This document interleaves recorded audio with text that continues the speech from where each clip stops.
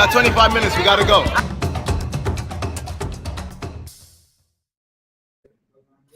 Hey, yo. Hey, happy Wednesday, everybody. Hump day. What is happening? Say that, nation. We're really excited for today. I am not in New York. I am in Florida. Just sort of put the elephant out in the room. Always not traveling. the same place, not the same place that you normally see me. But I am really excited to be with you all as we are together for another Wednesday, another great show, another great topic, another great guest. Yes. If this is your first time with us, we're really excited to have you join us. Welcome. Yeah, we're really excited because we are unapologetic about talking about the ugly come up of business, right? So we all know that we love to hear people's stories about how they had nothing and then they have massive success. But what happens in the middle? What happens during that ugly come up? Well, that is what we're here to talk about. And so we have 25 minutes on the clock for us to answer the topic question of the day. And a lot of times we're interviewing guests, because our guests are in the trenches, they're in the businesses that they're in, they're doing the work day to day, and we want to hear from them to help you. And so after the 25 minutes are up, wonk, wonk, wonk, wonk. You got to be a Patreon member. So if you're a community member of ours on Patreon, we are building a community of entrepreneurs over there, and you can follow the rest of the interview and overtime over on Patreon. And that is in the description below, so you can go ahead and do that right now. Go ahead and smash that like button, hit subscribe with the notification bell ding, to make sure the algorithms pick us up and so you don't miss another episode. All right, so let's get into today's questions, guys, so we can bring our amazing guests forward. Drum roll, please. Oh, it sounds different in Florida, guys. So today's question is, are you entertained? What is the business of entertainment? I love that. All right, so who we got talking to us today, Jay? I'm really excited because a lot of times in entertainment, right, the business players in the entertainment world are typically men. But today we got a super boss queen with us today. She is out there doing all sorts of things, even with coding. I just found that out the other day and I was like, stop playing. She's like me. Not only is she amazingly smart, but she really is passionate about helping other people who are artists. So in any area that you can think of in terms of art, she wants to help people, help those artists get seen and get heard. And so she really has gotten involved in the business side of entertainment. And I couldn't think of a better person to bring on with us than the one and only Nia Miles. Our next guest.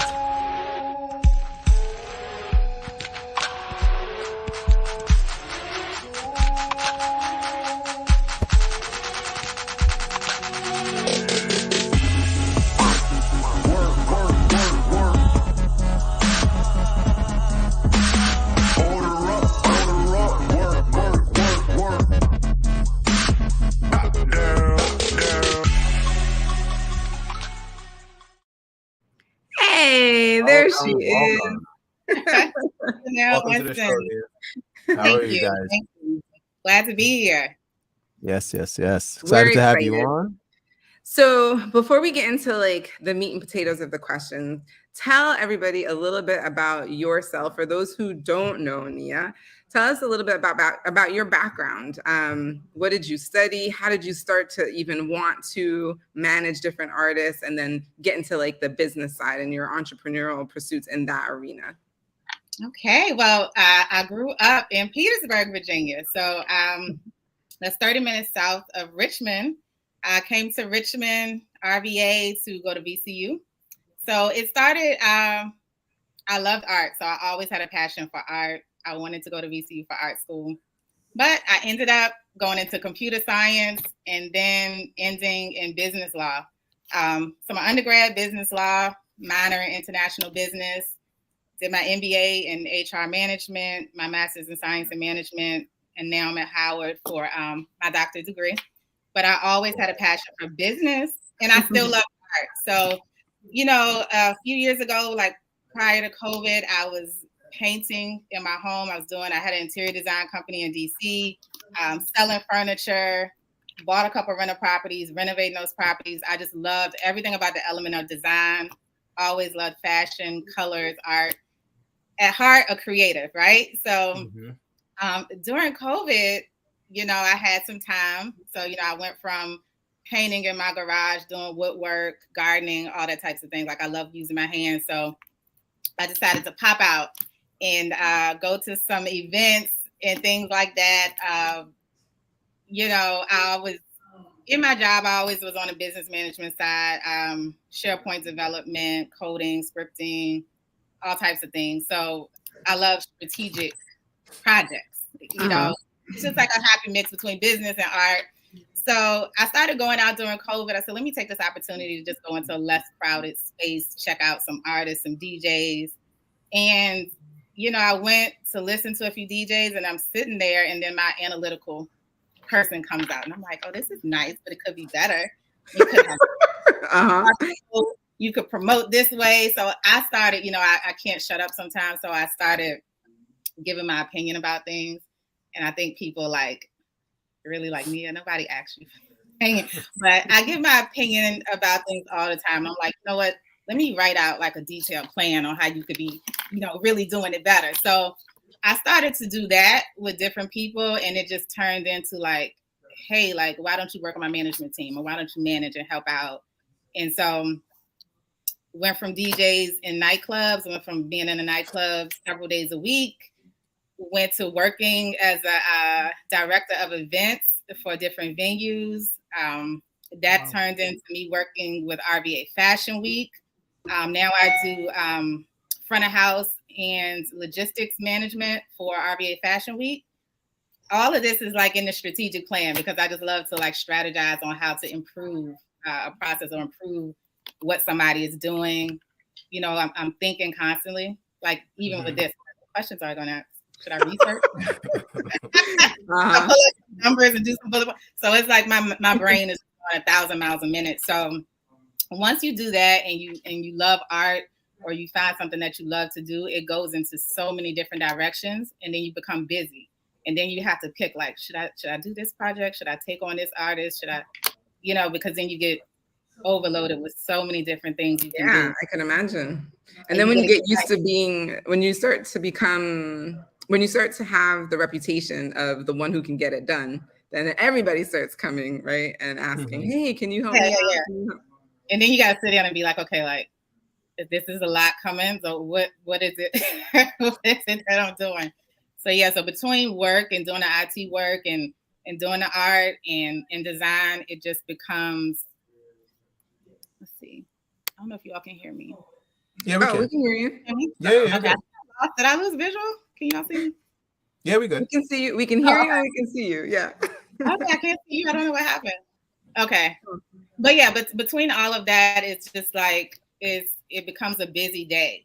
And so now, like, my calendar is packed full of things every day. I'm like, event hopping every day. I'm like, oh, okay, it's a networking event. Okay, it's this somebody invited me to this, so I need to go check this person out. So it becomes a lot.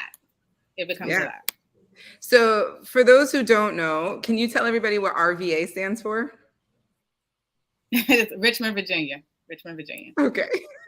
and that's just what that's what we call it, Richmond, Virginia. No, because people hear Fashion Week and I think they think either New York or LA, and so you put the acronym before it, and so I just want to make sure people knew.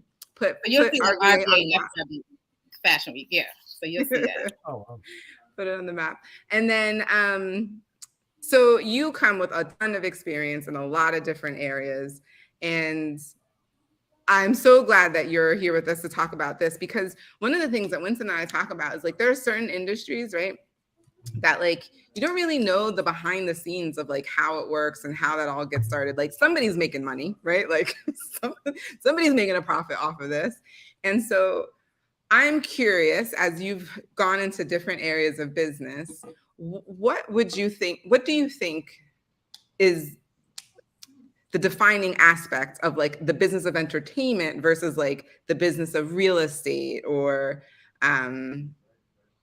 the business of anything else that you've actually been involved with? Well, I would say that defining, the entertainment business is a little bit different. So it's less linear. So like when you're corporate, you have a journey, like a path. Like you might have a journey map. You might say, hey, I have to have these particular skills to get this position, or I might have to work or have this experience, this degree to get this position. In the entertainment industry, it's not the case. So your connections are very important.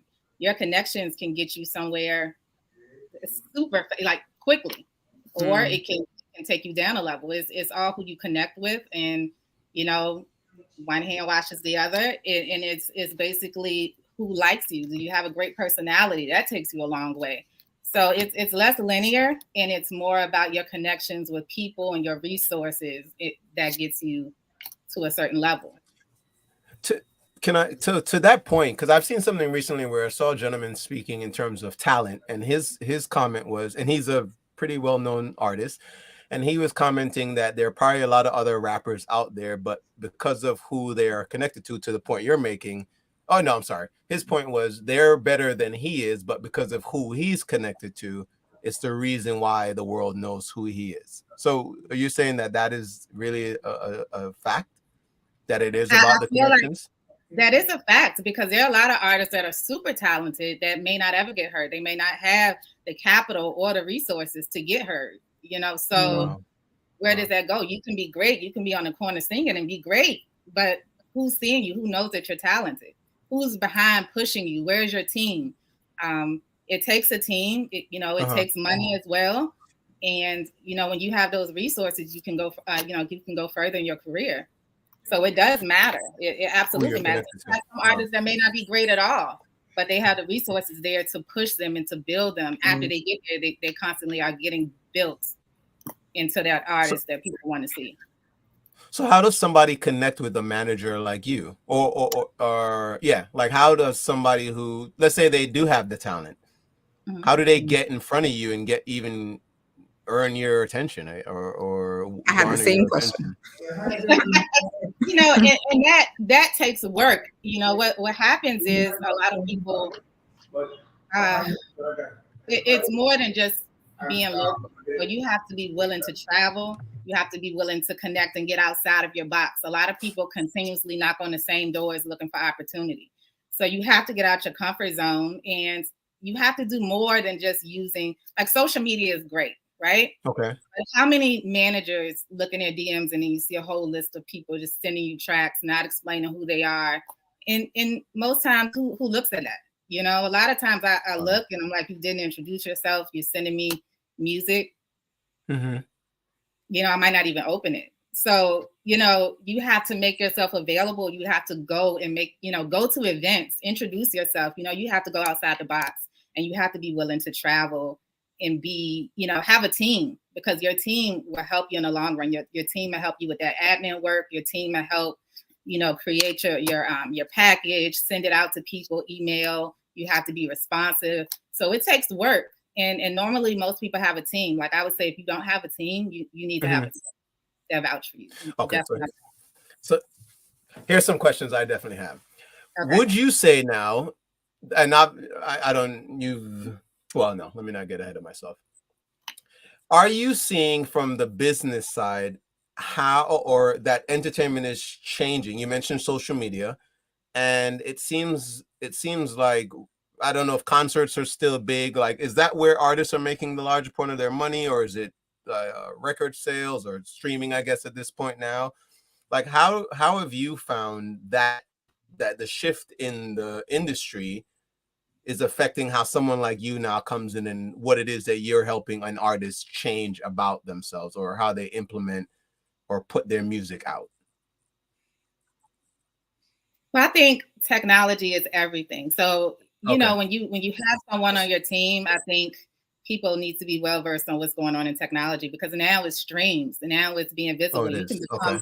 You can become a great artist just by putting music online. You don't really have to do, the dynamics have changed. You really don't have to do a lot of shows. You really, the shows will come, but a lot of people are getting discovered online. A lot of people are going viral, just by doing videos and certain beats. And, so technology is making it so, TikTok, all your platforms is making it so that anyone can basically become a star.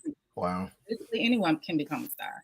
But then I was under the impression that those types of artists only make money from concerts. Like you do make a significant amount of money from the sale of records, but where the real money comes from is actually going on tour. Is that like not a thing anymore? Like, do people make going on tour is a thing, but you notice those are like your major artists. They go on tour, might get 200,000 or more.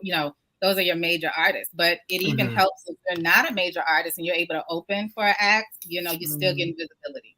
You still want to be in the mix, and like again, if you don't have the revenue or the capital to kind of pay to have your music on the radio and do things like that, it makes sense to use social media to your advantage. Use technology to your advantage to get yourself out there. But like as an artist, it's hard to do it by yourself. Like you definitely need people that you meet with on a regular basis, and you have a goal and a mission, and you're saying, this is what we're going to do. This is a strategy. Some people only want to do shows. Some people, their goal is to get signed with a major label. So you have to know, like, what is your goal as an artist? Oh, okay. That's another really good point. What is your goal? Well, okay. So as you were talking, another question that came up for me is like, okay, so let's say you don't have the resources, right? Because like a lot of people just don't, right? Like we've heard the term struggling artist. It's like a real thing, right? Yeah.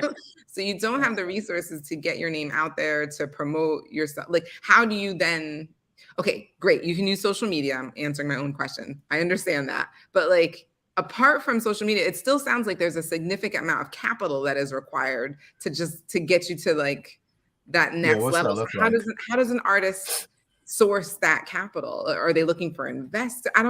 I'm really clueless. Like, I'm like, how does that even work? GoFundMe? Right, exactly.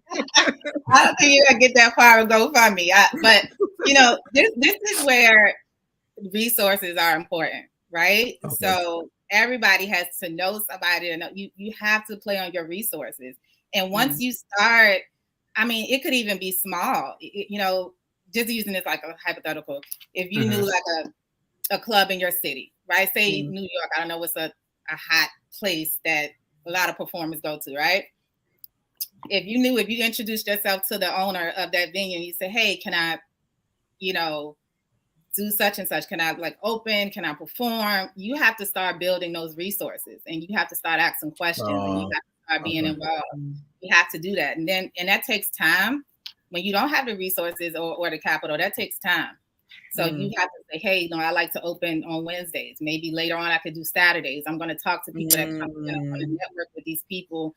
I'm going to offer something, and when you're offering that or to perform, you may not get what you want to get paid, but you need to say, hey, the resources is going to be my pay, because I'm going to go and I'm going to connect, get the name of this person. I'm going to contact them, send music. You have to do it that way. So like I said, resources. Okay. Understanding is definitely what's going to take you there. Because if somebody's using you and they have the power to make some decisions, that's big. You can get ahead. Okay. So the grind still seems the same. You're still going out. You're still doing shows in the beginning, all that kind of stuff. Is SOB still a hot spot?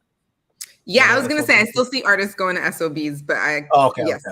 Yeah, SOBs used to be the jump. Can you tell that Winston and I don't go out? Not anymore. But SOBs used to be. I used to go to SOBs and see people perform and stuff like that. Yeah. I go out less, maybe. I go to different things now. Like I'm not in the club scene. Out of the club scene, if I have a DJ I manage, or I like, hey, your books are there, but I'm not going to be there. So, but yeah, I do less of those club scene things, Okay. So I had a question based on you when you mentioned your come up, and because I'm here thinking you've been doing this for like 10, 15 years, right? No. But you're saying this till basically you started this aspect of your entrepreneurial journey in COVID. Right. How did you? Yeah. So what was it about the advice or what you were offering these artists that you would say made it so they took you seriously? Because if I was one of the first things I would have asked, or you were like, oh, you could have changed this, you can tweak this. I'd be like, who are you? Who are you? Like, what have you? Not no disrespect, but like, what have you done? And you're like, I own a couple properties. I'm like, all right. So what do you think it was that your insight, or maybe what it is that you saw that allowed for them to not look for this whole needing this long, like history in the industry or anything to take you seriously? Because that seemed very unique to me. Right. But I guess, it's like you can look around and say, like, you don't have anything to lose. I mean, we can look around the room. You don't have anything to lose to take my advice. And even though I have not been in the music industry 10, 15 years, I've been in business. I've been manager over facilities. I have a strategic view. So I'm not new to business. And every industry is a corporation, has a business. Whether you're with Atlantic Records, they have a corporate office. Whether you're with Columbia, they have a corporate office. And so I love that. I'm offering you this information because I see it from a strategic business standpoint. Like, I see that, hey, you don't have a QR code. You don't have, I look at your page. I don't see any music. I don't see any videos. I don't know what your image is. Your image is off from your music. I can see that. And if you could see it, you probably wouldn't be in this local venue that I'm sitting in. Like, you would, it's always room. So it's always room to grow, and not even to sound arrogant, but it's always room to improve. And I'm kind of like the behind the scenes person. Like, I don't want to be on stage or sing or model. I love the business. I love the challenge. So, if you're willing to listen and you want to sit down, then hey, I won't teach you how to sing or how to play an instrument, but I can teach you business wise. You should look at yourself as a business. Everyone should look at themselves as a business, right? Like, and you should always want to grow. You should be like, hey, does my image make sense? Like, who is my target audience? Are they looking at me as, do I have sex appeal? Do I have anything that people find interesting? So you always have to look at yourself as a business. Always. This is so good. Yeah, it really is. No. So then essentially what you're saying is it's not just entertainment. Well, yeah, it's not just specific to be in the entertainment business. You're looking at, you can make a difference in many businesses or different aspects of businesses then. Right. And, one thing about business is it goes in so many levels. You have your contract, you have, it's just so many different channels in business. And a lot of artists don't have that. A lot of artists don't have anyone. That was my question. Looking at them and saying, hey, you could do this better. A lot of artists don't have that. And sometimes when you're making the music, you don't see what it looks like that from side of it. Right. You don't see what people see, so. Okay. Sorry. But that's what I was going to, one, I don't know how many artists really do have a background in business. And recently, I was having a conversation with, shout out to Sean Diaz, who was one of our guests a couple weeks back. His new app, Hollywood, really excited about that. And he's worked with several artists, right, as an entertainment lawyer. And one of the things I thought was really interesting is that he said, in this day, right, like a couple of years back, you could be an artist and be all about your craft and not really know the business side. But he's like, this day and age, he's like, if you're an artist, you also have to be like a business person. Like, you have to know something about the business. You can't just like show up anymore. Like, that just isn't the way that it works. So how have you seen that hurt an artist, like an artist who's just like a little bit ignorant? How have you seen that like hurt them, and like how you've been able to be like, you know what, I actually can fill that gap. I can help because I know that part of the business. Yeah. So I've seen artists, they go in and they don't know anything about, so they might be excited to get gigs or excited. And so they don't read what's happening. They don't get the money that they wanted to get. They're upset, but you didn't read, you didn't ask questions. You're excited to perform because you're passionate about music. And then you expect someone on your team to kind of, you don't know anything about what you're getting into. Right. And so a lot of artists too, they think like, hey, my manager's going to do it all. I don't have to know anything. And they accept all different types of things, make promises to other people, and they don't know what they're getting into. So you kind of have to have some sense of what's going on, because it's your career. In the end, it's still your career. You still have control over anybody you hire, anybody on your team. you still have to know what's going on. And that Oh, hurts so a lot of happy you said artists. that. You don't know what's happening, and you just want to perform. You just want to have the artistic. You just want to be creative, but you're not reading. You don't know what your goal is. You just want to perform, and a lot of people don't really understand that aspect at all. All right, guys. So I'm happy it's a she lot of went room there out there. first. No, I'm happy Nia went there first because I'm an '80s baby, and one of the first times I heard about music managers, it was whoever the guy was that managed like NSYNC, and so I thought managers were terrible. This man stole all these people's money. That's what I know. But how would they know if they don't know? That's what's happening? Exactly. You can get away with it for you years, said right? it first because I want you. Well, first I want people to know how they can connect with you. So I'm gonna put that stuff up. But one of the questions I want to have for you is what advice you would give someone who is getting into that industry and warning signs or things maybe they should be looking out for now with finding a manager. So they want to go out and they have the talent. You're right. They can recognize I need someone to help me do this. But what makes a good manager? Like, what are the things I should be looking for? But before I have you do that, let me, Jay, can you throw up her IG? I'll save the actual thing and I will bring up the 1 sec. So, there it is. You got it? You took it away. You want me to put it back? Okay, go for it. All right, guys. So if you want to connect with Nia, you heard her though. Don't be coming wrong in them DMs, man. Say hello first. Yeah, say hello Just first. send her your music. I saw. Say hello. I saw introduce yourself. Like, yeah, I saw you on Say That. Yeah, like, don't just be random and stuff. But you can connect with her on social media. Like Janelle always likes to say, she's a real person. She will respond if you write the right thing. I'm very responsive. Very responsive. Awesome. Well, okay, so this is how people can reach out to you. You're obviously extremely qualified. If I were an artist, I would be like, oh man. Perfect time. So we just ran out of time. Right. I really wanted you to start answering the question because what makes a good manager is really important. And I think people can see that you have some of those qualities, but I think to hear that from you is really important. So if you want to hear what he has to say about that, you gotta go to the description box below, become one of our community members on Patreon. We are going to go into overtime. So every time we have a guest on, there's always so much more information we want to get from them. And so our community members, we're building a community of entrepreneurs. And so our community members will have access to overtime immediately right now with Nia. And also you get to see all the other overtimes that we've ever done. It's a wealth of knowledge. So we'll catch you on the other side. But until then, as always, remember, you deserve a good life. Say that. We'll see you guys in a couple minutes on overtime. Peace.